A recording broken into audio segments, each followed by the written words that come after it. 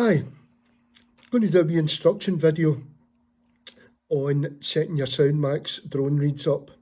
I know we done one a wee while ago, but we're going to be a wee bit more in depth regarding it. We'll start with what I'd said before. When you're setting your drone reads in the read seats, make sure I like to use unwaxed yellow hemp and cobbler's wax. As I explained before in one of the other videos, the reason being when you put the hemp round the seat of your drone reed and then you put it into the drone, it actually a mild glue, and it actually holds it very, very steadily in place. So once you've got that, I'd said as well, make sure that you've got the shoulder of the reed is sitting there nice and tight up to the end of your drone, and you'll see there we've got the three of them, exactly that. Now, when we send the reeds out, we put the bridles and the screws to a certain parameters. That should be enough to get you going. Different types of drones are going to need fine tuning one way or the other, but what you might find is, never having worked with these drone reeds before, you might go too far moving things one way or another. So we're going to show you what is basically back to a factory setting. So where they more or less go out from here is the distances are. So if you take it from your shoulder of where your drone reed meets the drone, you're looking at 3 centimetres from there to the first bridle.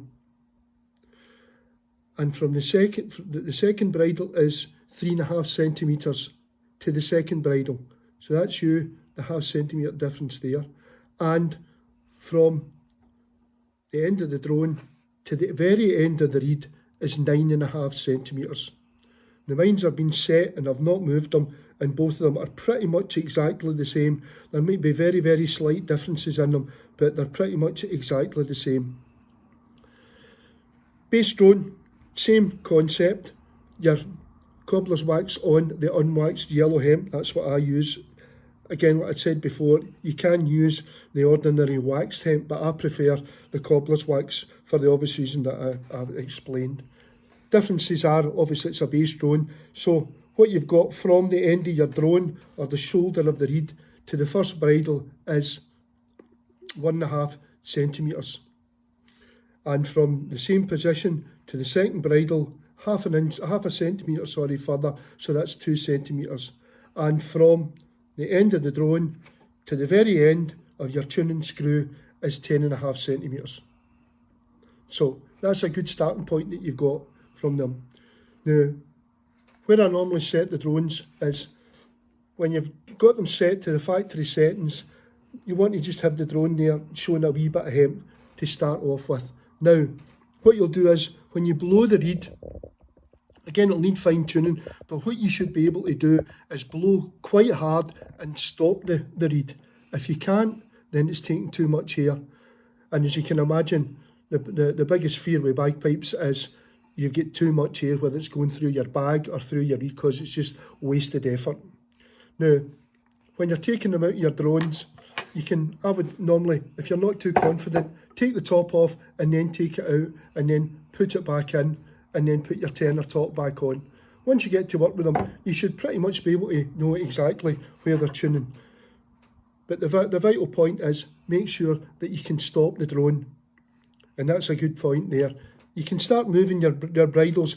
I've been finding that I've pretty much only been moving those ones, the second bridle. The other one, it tends to, if you're looking for a wee bit of fine tuning, then you can maybe move that one. But I've found I've really not needed to move that. And then use your tuning screw. Undo the locking nut, screw it in or unscrew it, and then lock it. Now, your bridles, if you move the bridle up, that's going to sharpen your drone, which will make your drone tune further up. You move it down, that'll flatten your drone, and then the drone will need to tune sharper, so it'll come down. The screw, if you put the screw in, you loosen the locking nut and you put the screw in, That'll sharpen your drone reed and that'll make the tune further up. Unscrew it, consequently that'll flatten it and it'll make your drone tune further down. Always make sure that you lock it when you move the tuning screw, because it can vibrate and it'll move slightly up and down. There's a possibility it'll make it a bit unsteady. Exactly the same concept for your bass drone. When you get your bass drone, again, when I'm taking it out, there's nothing to stop you taking it off, because if you can imagine, you've got your bass drone and you're trying to take it out with your pipes, there's a possibility you can bump it against the side of the inside of the stock. What I would say with the bass drone, once you've got it set at the factory setting, I always like to think that kind of magical distance is 2 thumb widths. When I put my pipes together, when I'm blowing them up, I always put the 2 thumb widths there. I don't know if you can see that.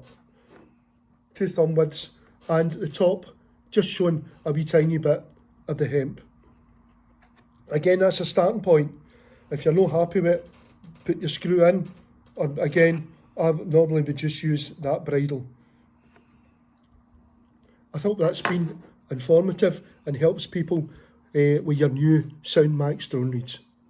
Thank you.